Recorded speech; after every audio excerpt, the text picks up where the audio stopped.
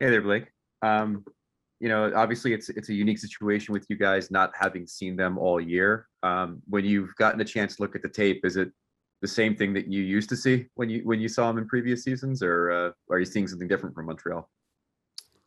Um, I think they look good. They look like a playoff team. They look like they play the right way. They win battles. They compete. They got four lines that they can play. Um, I think it's going to be a really tight checking series, and um, obviously two really strong goaltenders. So uh, there's a lot to like about their team. They got some young talent, some veteran guys that have been there, and I think it's going to be a really good battle. And you obviously really don't know until you get on the ice together. But just from watching from afar, um, we have a lot of respect for these guys and expect a great series. Guillaume Lefrancois Lepresse. Yeah, good morning, Blake. I was just wondering if you could, how would you best describe the role and the identity of the line that you're forming with Barkley and Yanni? Just reliable, hard working, checking line. Um, with the ability to help produce offense as well. But um, we like to just we like to know what we're going to get from each other night in, night out. Know what the team's going to get from us. Playing in your face kind of game. Obviously, Yanni's got one of the best motors in the league, and Goody's a big, strong power forward, very reliable defensively, and both of them have the ability to make uh, some strong offensive plays. So you know, just um, just reliable, I think, is the biggest word. You want to be playing in the other team's end for most of the game, and that's our goal every night. And it's not always the prettiest of hockey, but it's pretty effective this time of year. Dan Rosen, NHL.com. Yeah, Blake, hopefully you can hear me well. Can you describe the difference that you feel the morning of game one this year versus the morning of game one last year? It's obviously a completely different setting, but does experience help you at all right now? I mean, what's the difference? Yeah, I mean, I think maybe a little bit less. I don't know if what the word is, not starstruck, but we've been there. It doesn't take away from the excitement. Anytime you're in the Stanley Cup final, there's no better place to be. It's still all of our dream to be here, whether you've been here before or not. We know how hard it is to get here. Um, we're very excited. Obviously, there's a little bit of a different buzz just knowing that we're opening this in front of our home fans. We know the city's behind us. It's electric around here. There's Tampa flags everywhere. There's people, neighbors, you name it. Everyone's excited about what's going on here. So it's fun to share it with people. We really just had each other last year, which was another just unique, obviously a great experience just to have that intimate experience with the team. But it's a nice change of pace here to have fans and to have people in the community be part of it.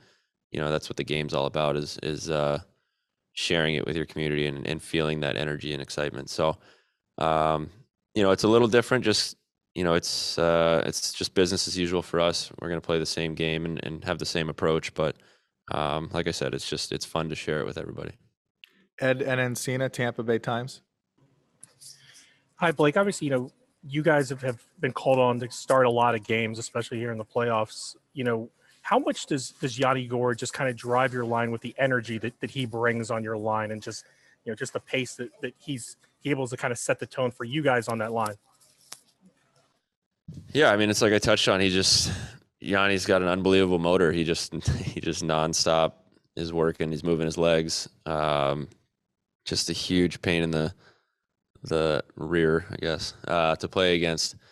And it's infectious. I think you need guys like that. There's a lot of games during a season and during a playoff run, and it's hard to consistently have that energy and those legs. And when you have a guy that's always able to bring it like Yanni, you can kind of plug into him for that energy and really build off that. And, obviously it's a ton of fun to play with him. There's never a dull moment on the ice with him. There's always something going on that's exciting. And he's obviously got the talent to go with the motor. He makes a ton of great plays throughout the game and is a big part of our offense, as well as our energy. So, you can't get enough of Yanni Gourdes in your lineup.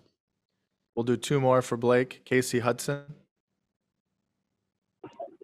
Hey, Blake, I was just curious, is there a game or a team in particular that may have prepared you guys for this Montreal team that you can think of now that you've watched some film and you're preparing for game 1?